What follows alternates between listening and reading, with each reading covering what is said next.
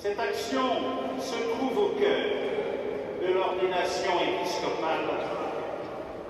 Nous venons d'entendre, vous devez avoir reçu du siège apostolique. Dans le verset précédant l'évangile que nous venons d'entendre, Jésus reçoit le livre des prophètes dans la synagogue de Nazareth. Recevez l'évangile, recevez l'anneau, recevez la mythe, recevez le bâton de pasteur.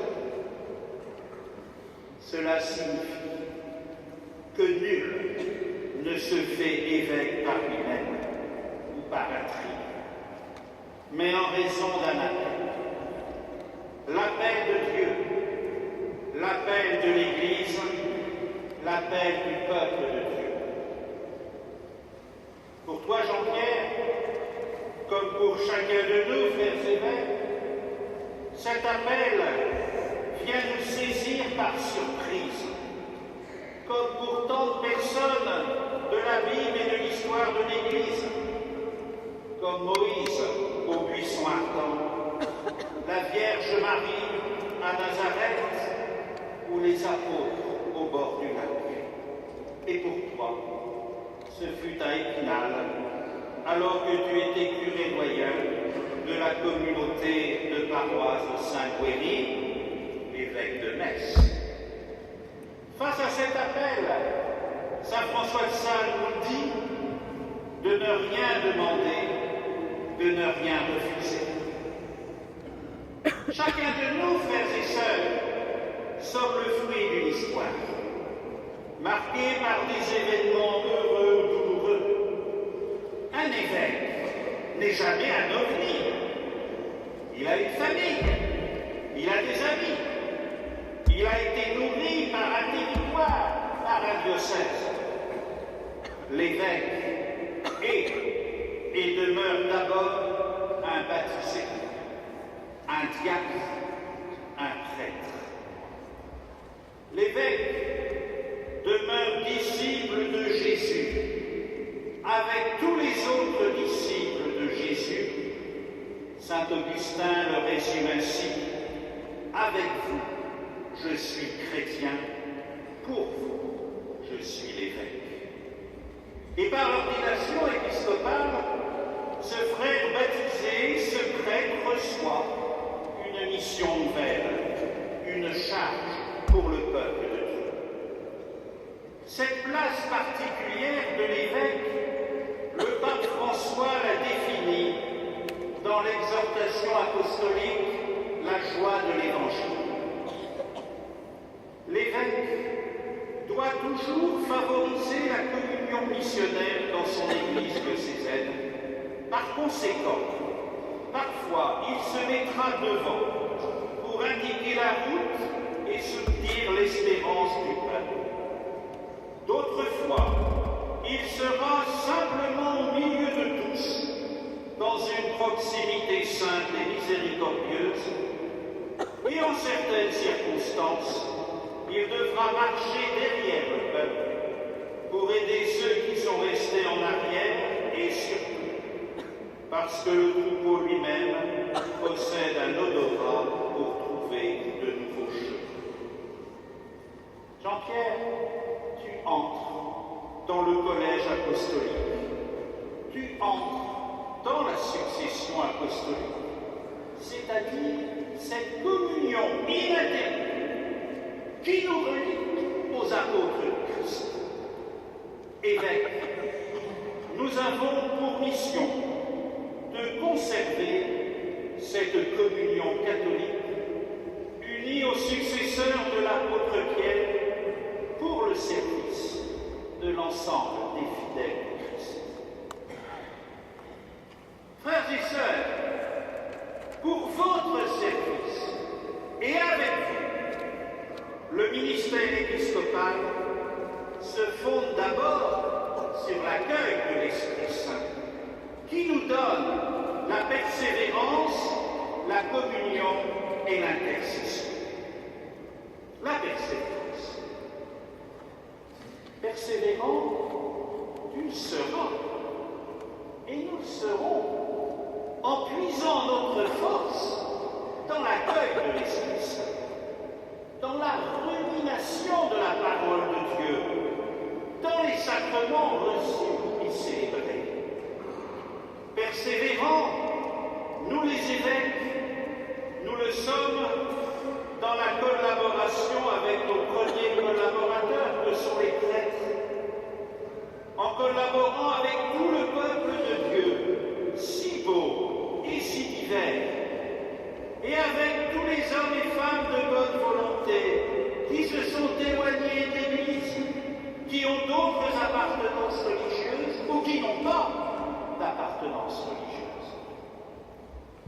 La persévérance, la fidélité, tu la vivras en t'émerveillant de l'action du Christ Jésus, se réalisant par une multitude de personnes et souvent chez des personnes qui ne se mettent pas sur le devant de la scène. Persévérant, tu seras comme un veilleur, tel le prophète Jérémie, à qui le Seigneur dit « Je fais de toi un prophète pour les nations ». Le veilleur quête les rayons qui annoncent l'aurore et qui réalisent ces rayons les promesses de Dieu à l'humanité. Le royaume de Dieu est plus proche, convertissez-vous et croyez à l'Évangile. La persévérance, la communion. L'Esprit Saint vient nous conforter pour le service de la communion. L'un des signes visibles de ce service est le bâton du pasteur. Au cours de cette liturgie, quand je te remettrai le bâton pastoral, la crosse, je te dirai, Jean-Pierre, recevez le bâton de pasteur, signe de votre charge. Prenez soin de tout le troupeau du Seigneur, dans lequel l'Esprit Saint vous a établi comme évêque pour gouverner l'Église de Dieu. La communion, symbole de l'unité de l'Église, et plus largement symbole de toute l'unité du genre humain, doit être notre préoccupation permanente. Évêques, nous avons à user nos forces, notre énergie, parfois notre santé, pour accueillir largement, favoriser la croissance vers le bien et la justice pour chaque personne, en tenant compte de ce que chacun peut faire. Souvenons-nous de la réponse de Jacob à son frère Ésaü qui l'invitait à faire route avec lui. C'est au livre de la Genèse. Tu sais que les enfants sont délicats et que je dois penser aux brebis qui allaitent. Si on les surmène un seul jour, tout le bétail va mourir. Que mon Seigneur parte en avant. Pour moi, je cheminerai doucement au pas du troupeau que j'ai devant moi et au pas des enfants. Ceci est une invitation à la marche, à l'action, au courage. La communion, l'évêque en est le signe pour dire et redire que l'Église diocésaine ne se suffit jamais à elle-même, à elle toute seule. L'évêque ouvre l'Église dont il reçoit la charge à l'Église du Christ, qui est catholique universelle. Jean-Pierre, l'Église par le Saint-Père t'envoie au service de l'Église qui est en Moselle comme compagnon, pour m'aider dans ma charge pastorale. Ensemble, nous serons, toi et moi, le signe en notre diocèse que l'Église est plus vaste, féconde, fidèle à la mission du Christ que dans les seuls contours de notre département. L'un comme l'autre, nous avons servi dans différents diocèses. Toi, dans celui de Saint-Dié, et aussi en Corée et à Paris. Pour moi, dans les diocèses de Bourges et de Valence. Notre diocèse de Metz est riche de son expérience depuis et sa fondation par Saint Clément au IIIe siècle. Et nous voici tous les deux au service de l'Église qui est en Moselle, riche de nos expériences personnelles. Recevoir le service de la communion, c'est demander et recevoir la grâce du discernement pour définir des priorités pour la mission. Nous tirons toujours profit à méditer la règle pastorale de Saint Grégoire le Grand, dans laquelle nous lisons « Mon fils, ne t'occupe pas de beaucoup d'affaires, car on ne peut se concentrer pleinement pour mener méthodiquement chacune quand l'âme se partage entre plusieurs, et encore que dans les temps de crise, il faut retenir et peser attentivement toutes ces paroles. Persévérance, communion, intercession. L'Esprit Saint nous institue intercesseurs. Dans la prière d'ordination, nous demanderons pour toi à Dieu qu'il s'emploie sans relâche à intercéder auprès de toi et à te présenter l'offrande de ton Église. Chacun de nous, frères et sœurs, est invité à mettre la prière au cœur de son existence. La prière n'est jamais purement personnelle. Elle jaillit dans le nous des fils et filles de Dieu. Nous ne disons pas mon Père, mais notre Père. Devenir évêque élargit tout à coup notre prière à la dimension de notre diocèse, de toute l'Église, de toute l'humanité. Notre cœur, notre prière s'élargit dans des dimensions que nous ne pouvions pas soupçonner, nourries par les rencontres, par les confidences et les célébrations. Notre anneau pastoral nous rappelle que nous sommes liés aux hommes et aux femmes qui nous sont confiés, avec une attention pour celles et ceux qui connaissent la précarité, la souffrance, l'exclusion.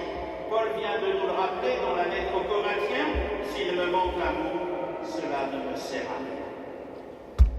Dans la prière, nous entendons le même appel que Jésus aux apôtres, avance au large, ou que Paul entend des Macédoniens de passer la mer.